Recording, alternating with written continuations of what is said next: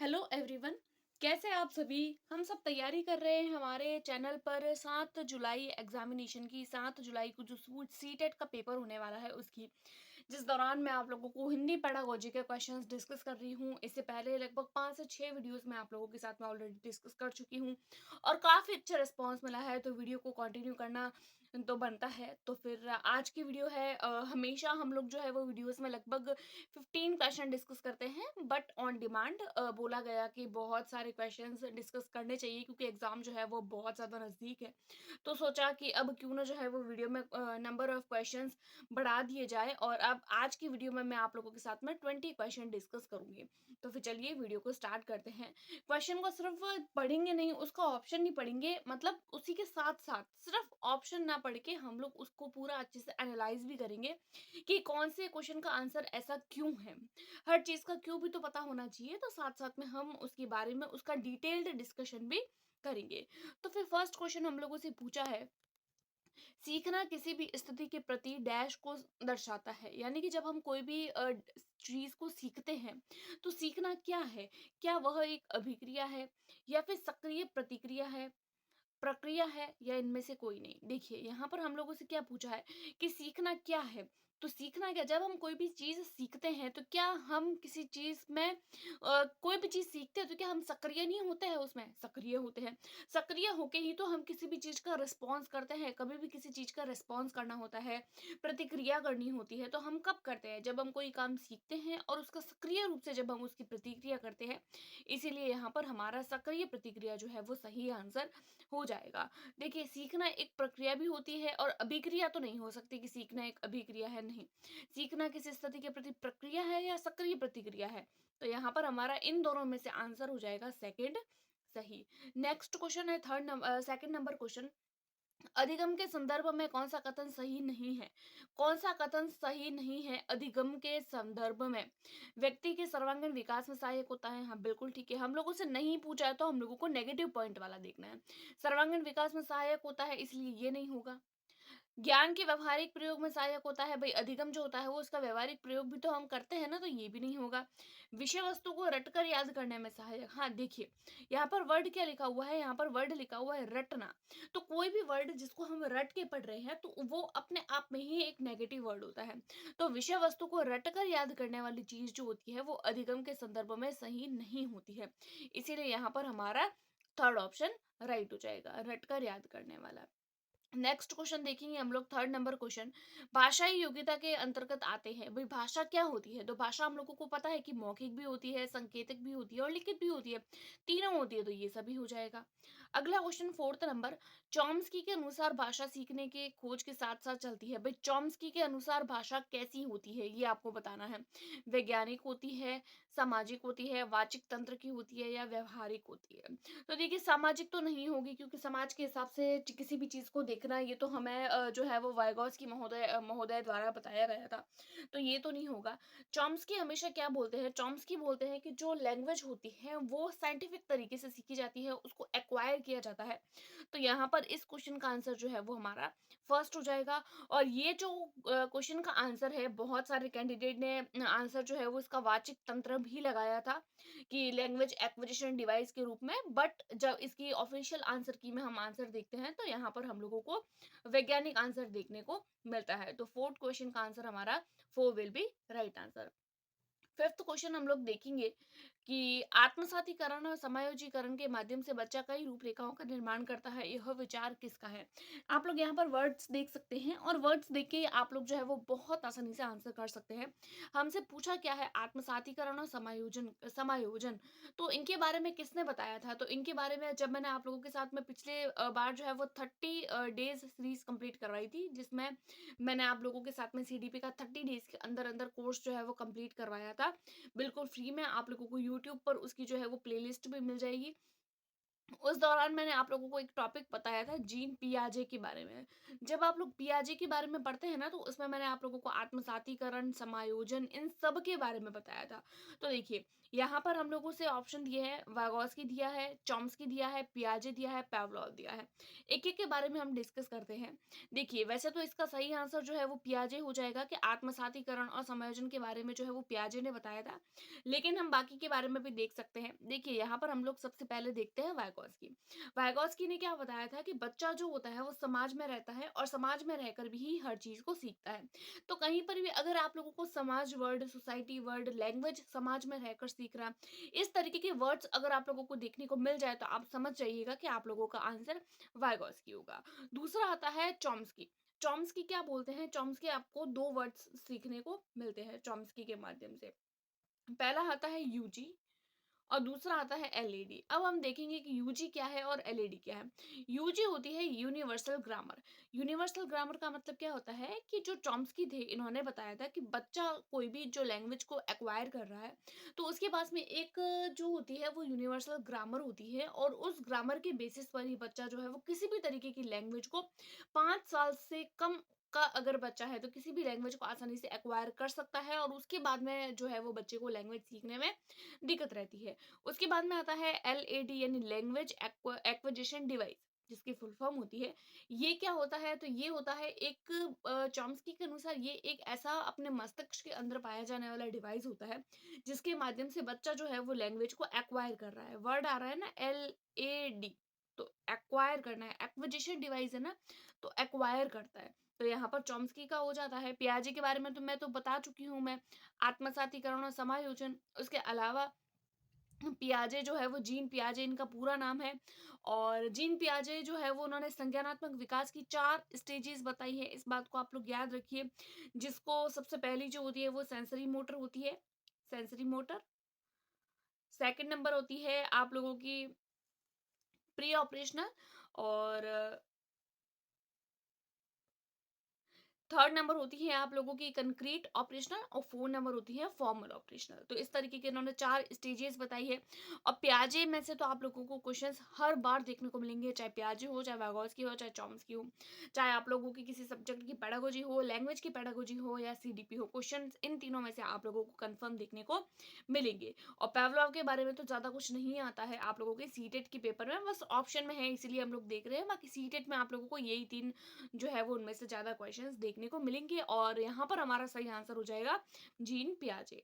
Next question है हमारा 6th number question कि बाल्यावस्था में किसी वस्तु तक पहुंचने, उसे पहचानने और किसी बिना किसी सहारे के खड़ा होना आदि क्या होता है? तो देखिए, अगर कोई भी बच्चा किसी वस्तु तक पहुंच रहा है, उसको पहचान रहा है, यहाँ पर मेन क्या दिया है कि बच्चा जो है वो किसी भी क्रिया को पहचान रहा है। पहचान रहा है मतलब क्या कर रहा है बच्चा? बच्चा किसी भी चीज को पहचानेगा मतलब वो अपने ज्ञान के माध्यम से ही तो किसी चीज को पहचानता है। तो यहाँ पर हमारा संज्ञानात्मक आंसर जो है वो सही हो जाएगा। कई बार जो है वो क्या करते हैं, यहाँ पर क्रियात्मक सही लगा रहे हैं कि वस्तु तक पहुंच रहा है, उसे पहचान रहा है और बिना किसी सहारे के खड़ा भी हो रहा है, तो ये अधिगम हो गया। नहीं, खड़ा होना वगैरह बात तो ठीक है कि क्रियात्मक होता है, लेकिन अगर हम लोग क्वेश्चन को अच्छे से देखें कि किसी भी चीज को पहचाना जा रहा है फिर खड़े होना यानी पहचान कर उसकी ओर बढ़ना, तो मतलब बच्चे के अंदर संज्ञानात्मक विकास है ना, बच्चे को संज्ञान है इस चीज का कि ये चीज है। चीज को पहचानना यहाँ पर इंपॉर्टेंट है, तो यहाँ पर फर्स्ट ऑप्शन जो है वो हमारा राइट हो जाएगा। 7th नंबर क्वेश्चन है विचारात्मक अधिगम के अंतर्गत, यानी जो विचार होते हैं वो क्या होते हैं? क्रियात्मक कौशल होते हैं। भाई विचार है तो क्रियात्मक कौशल कैसे होंगे? विचार तो मस्तिष्क से होते हैं और क्रियात्मक कौशल शारीरिक होते हैं। चित्रों, शब्दों इत्यादि के माध्यम से सीखते हैं। विभिन्न परिस्थितियों के साथ सामंजस्य स्थापित करना सिखाता है। या फोर्थ ऑप्शन है बौद्धिक क्षमताओं का विकास प्रयोग करते हैं। आप लोगों को फोर्थ ऑप्शन दिख नहीं रहा होगा, लेकिन यहाँ पर लिखा हुआ है कि बौद्धिक क्षमताओं का प्रयोग करते हैं। तो देखिए, विचारात्मक अधिगम जो होते हैं वो विचार होते हैं, वो हमारे मस्तिष्क में आते हैं और हमारी बुद्धि होती है, जो बौद्धिक क्षमता होती है वो भी तो हमारे मस्तिष्क से रिलेटेड होती है। तो जहां पर भी आप लोगों के विचार आए तो मतलब समझ जाइएगा कि आप लोगों की बौद्धिक क्षमताओं की बात हो रही है। तो यहाँ पर 4 will be right answer. Next question हम लोग देखेंगे 8th नंबर क्वेश्चन। संकेत, चित्र, शब्द आदि के माध्यम से बच्चा क्या करता है? क्रियात्मक अधिगम करता है, शाब्दिक अधिगम या फिर समस्या समाधान अधिगम या उपरोक्त सभी। तो देखिए संकेत कर रहे हैं, कोई भी बच्चे के सामने हम चित्र दिखा रहे हैं, शब्द दिखा रहे हैं, तो बच्चा जो है वो हर तरीके की चीज़ें करेगा। तो यहाँ पर हमारा 4th ऑप्शन राइट हो जाएगा, क्योंकि देखिए संकेत जो होते हैं वो भी समस्या समाधान में मदद करते हैं, क्रियात्मक अधिगम में मदद करते हैं, चित्र और शब्द जो होते हैं वो शाब्दिक अधिगम में मदद करते हैं। तो यहाँ पर हमारा 4 will be right answer. 9th number question हम लोग देखेंगे, पियाजे के अनुसार भाषा अधिगम व अर्जन के संदर्भ में कौन सा कथन सही है? कौन सा कथन सही है पियाजे के अनुसार? आप लोग वर्ड याद रखिए कि भाषा अधिगम व अर्जन के संदर्भ में, क्वेश्चन तो पूछा है लेकिन कौन से मनोवैज्ञानिक का नाम ले लिया इन्होंने? पियाजे के अनुसार। और पियाजे ने क्या बोला था? देखिए, भाषिक क्षमता जन्मजात होती है। ये किसने बताया था? ये जस्ट अभी मैंने बताया कि भाषिक क्षमता जन्मजात होती है। तो ये जो है वो जन्मजात होती है भाषिक क्षमता, ये तो बात गलत ही है। क्योंकि भाषा जो होती है वो कभी भी जन्मजात नहीं होती है, उसको एक्वायर किया जाता है, और एक्वायर जो है वो लैंग्वेज एक्विजिशन डिवाइस द्वारा किया जाता है। और ये बात जो है वो हमारे नॉर्म चॉम्स्की द्वारा कही गई है। थर्ड ऑप्शन अगर हम लोग देखें कि समाज के साथ में संपर्क, थोड़ी देर पहले मैंने बताया था कि समाज के साथ संपर्क करने की अगर बात आए तो वहां पर हमारे वागोस्की महोदय की बात हो जाती है। तो यहाँ पर हमारा थर्ड ऑप्शन भी गलत हो जाएगा, क्योंकि हमको पियाजे के अनुसार बोला है। बाह्य उद्दीपन का परिणाम होता है, ये तो बिल्कुल भी नहीं होगा।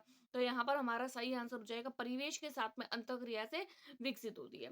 वैसे अगर परिवेश की बात होती है तो आप लोग वाइगॉस्की भी लगा सकते हैं, लेकिन यहाँ पर 4 ऑप्शन में से हमें बेस्ट ऑप्शन सेकंड लग रहा है, इसलिए हम यहाँ पर सेकंड ऑप्शन पर जाएंगे। 10 नंबर क्वेश्चन है हमारे पास में, पावलोव के प्रयोग के अनुसार कौन सा कारक सबसे महत्वपूर्ण है? उद्दीपन, आंकड़ा, अवधारणा या संकल्पना? तो ऑब्वियसली आंकड़ा, अवधारणा, संकल्पना कुछ भी नहीं होते हैं मनोविज्ञान में, उद्दीपन की बात होती है अगर हम पावलोव की बात करें। तो यहाँ पर first will be right answer. 11 10th number question कर लिया हम लोगों ने।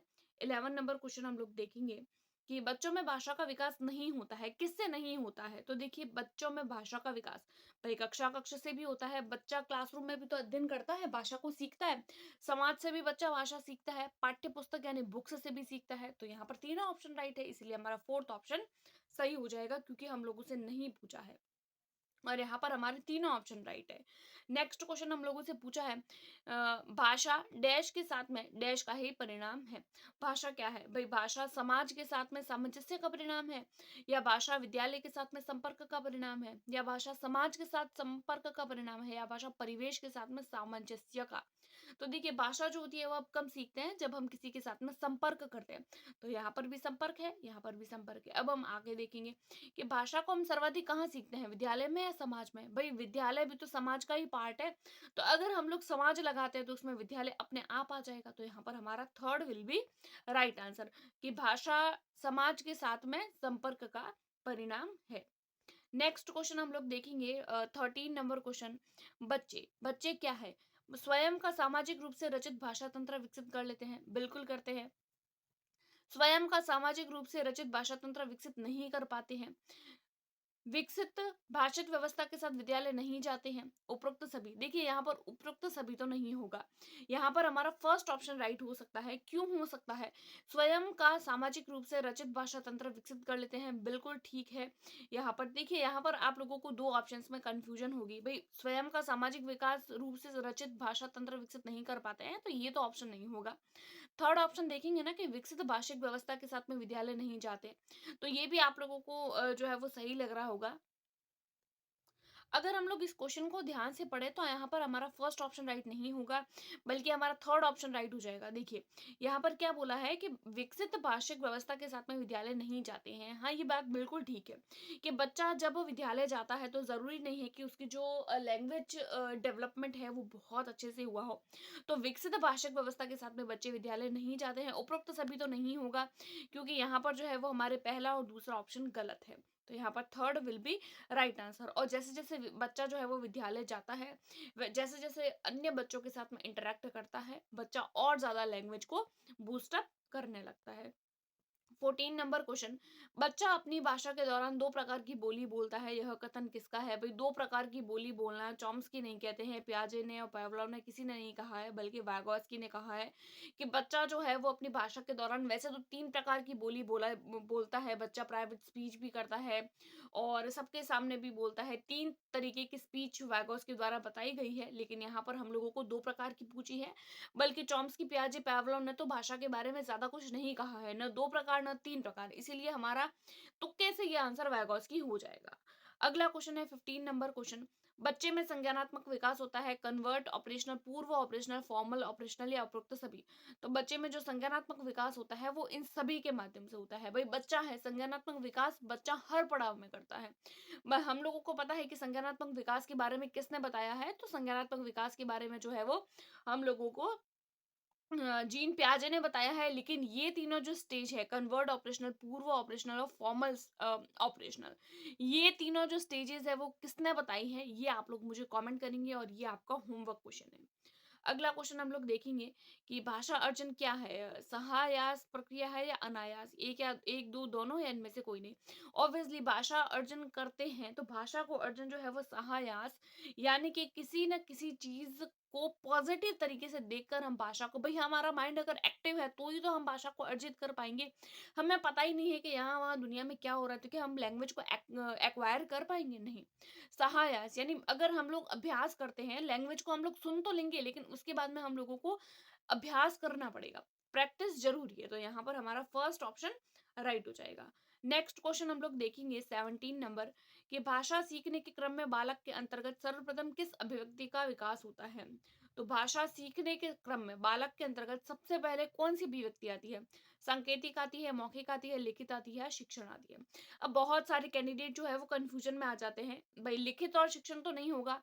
क्या करते हैं कैंडिडेट, सांकेतिक लगा देते हैं कि छोटा बच्चा है, भाषा सीख रहा है तो सबसे पहले संकेत करेगा, बल्कि ये ऑप्शन नहीं होगा। आपका यहाँ पर सही आंसर सेकंड हो जाएगा, मौखिक अभिव्यक्ति करते हैं। क्यों करते हैं, देखिए एग्जाम्पल से समझाती हूँ।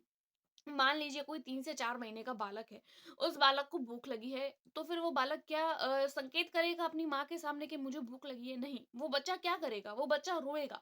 और रोना क्या है, रोना एक तरीके की मौखिक अभिव्यक्ति है। तो इस प्रकार से बच्चा अगर भाषा सीख रहा है ना, तो वो मौखिक अभिव्यक्ति के माध्यम से शुरुआत करता है, तो यहाँ पर हमारा second will be right answer. 18 number question, भाषा अर्जन में विद्यार्थी नहीं करता है, भाषा अर्जन में बच्चा भाई अभ्यास भी करता है, शब्दों की पुनरावृत्ति भी करता है और अनुकरण भी करता है। बस व्याकरण के नियमों का निर्माण बच्चा भाषा अर्जन में नहीं कर पाता, तो यहाँ पर हमारा fourth will be right answer. आप लोग भी साथ साथ में आंसर करते रहिए और मुझे कमेंट करके जरूर बताइएगा कि आपके 20 में से कितने मार्क्स बन रहे हैं।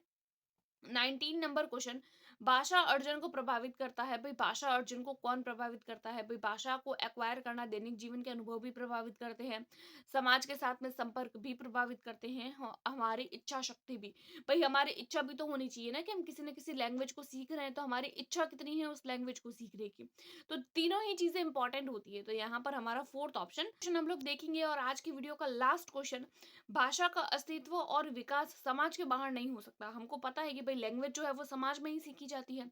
यह कथन किसका है? भाई अभी थोड़ी देर पहले मैंने आप लोगों को बताया था कि समाज में कौन बात करता है कि भाषा की जो भाषा जो है वो समाज में सीखी जाती है, तो ये हमारे वायगॉस्की महोदय द्वारा कहा गया था कि लैंग्वेज जो है वो हमारे समाज में ही सीखी जाती है। समाज और संस्कृति की बात हमेशा वायगॉस्की जी है वो ही करते हैं। तो इस तरीके से हमारे आज की वीडियो में हम लोग 20 क्वेश्चन डिस्कस कर चुके हैं। और आप लोगों को वीडियोस पसंद आ रही है तो कमेंट जरूर करें, अपने दोस्तों के साथ में शेयर जरूर करें। Thanks for watching.